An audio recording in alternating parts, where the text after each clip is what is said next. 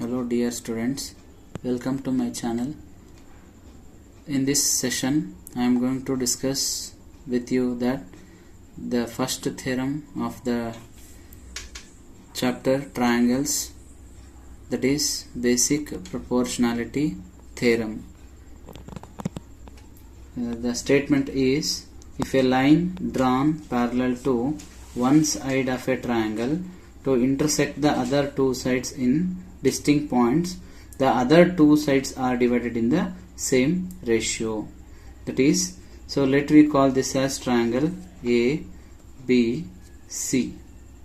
This is triangle ABC, and according to the statement we will draw one line which is parallel to any one side of the triangle. Let we take this line as DE, and which is drawn parallel to the side BC. So according to statement we have drawn a figure. The next step is data. So that is, so according to the statement, the first part of the statement will take it as data. That is, if a line drawn parallel to a one side of a triangle to intersect the other two sides in distinct point. So by using this part of the statement we can come to know the data.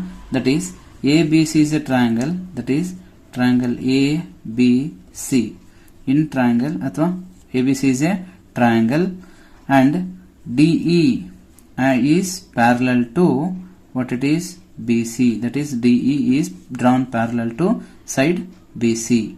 So, and the next step is what we have to prove. That is, to prove what we have to prove.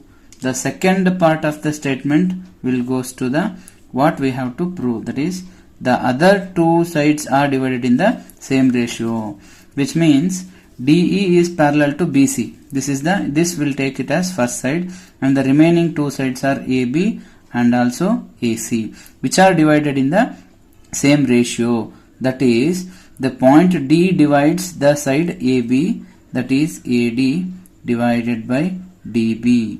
In the same way, the point E divides the side AC at E, that is AE, and EC, that is AE divided by EC. So which are in the same ratio, means the ratios of those two sides are. Now the next step of this theorem is construction. So construction is very simple. That is, we have to draw a line from D to the line AC which is perpendicular to AC. Let we call this as M, that is DM perpendicular to AC. In the same way, draw a line from E and we call this as EN, which is perpendicular to AB. So we will write that thing here, that is draw DM perpendicular to AC and EN perpendicular to AB, and also we have to join the points from B to E and D to C. So we'll write that thing also, join B to E and D to C. The next step is proof. So first consider the triangle ADE, that is in triangle ADE, and another one triangle DBE. So I am showing that in the figure. That is, first one is ADE, this triangle, upper side triangle, and DBE, what I am tracing now, that is triangle DBE. So now we will take the ratios of areas of these two triangles, that is area of triangle ADE to the area of triangle DBE. So which is equals to, so that is, we know that, so that is area of triangle is equals to half into base into height. So by using this formula, we will apply this formula to the triangle what we have taken. That is, in triangle ADE, we have to observe this triangle from this side now first. So in this triangle, AD will be the base, and this, that is a line which is drawn from the opposite vertex to the base and which is perpendicular to the base, this will taken as height, that is base into height, that is half into base is AD and height is EN. In the same way, we have to look towards this triangle DBE. So half into the base of this triangle will be DB into half into, this is base, and height is, so this is base, means if we extend this BD towards A, the line which is perpendicular to this base is again EN, that is EN. So half into base into height. So now I remain with, that is area of ADE divided by area of DBE is equals to, here half of cancels, EN cancel each other, so I remain with AD divided by DB. Let we call this as equation number 1. This is first step. So we can remember this by step. So we will consider this as first step. Again we consider the triangle ADE and ECD. So I will write it now. Again consider triangle ADE and triangle ECD. So now we observe this triangle from this side. So that is, this we take it as base now, and height will be DM. If it is a base, the perpendicular line to the base is DM, so this is height. I will write area of ADE divided by area of ECD, which is equals to half into base is AE into height is DM divided by, so now this will be base, that is half into base, this is EC, into height is, so EC is base, if we extend this base towards A, the perpendicular line to this base is DM, so DM is also will be the height of triangle ECD.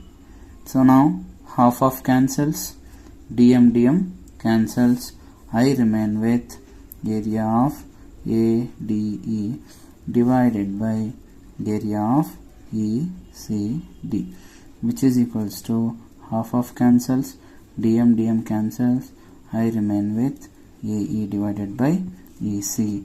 So we call this as equation number 2. See, observe here, this is equation 1. The RHS of equation 1 is AD by DB and RHS of equation 2 is AE by EC. So our intention is to make that AD by DB is equals to AE by EC, which means RHS of equation 1 and RHS of equation 2 must be equal. So to do this, we have to observe the LHS. Here the numerator area of ADE, here also area of ADE, there is no problem at all. So now observe the denominator, this is area of DBE, here area of ECD. So in the figure, here it is DBE and ECD. So now we have to prove the areas of these two triangles, that is area of triangle DBE and triangle ECD are equal. We have to prove the areas of those two triangles as equal by using the previous knowledge. As we studied in the 9th standard, we know that if any two triangles are having same base and between the same parallel lines, then we come to know that those two triangles are having same area, that is triangle DBE and ECD are having the same area. Just reverse those two triangles like this. I am showing you now. So like this, they are standing on the same base DE.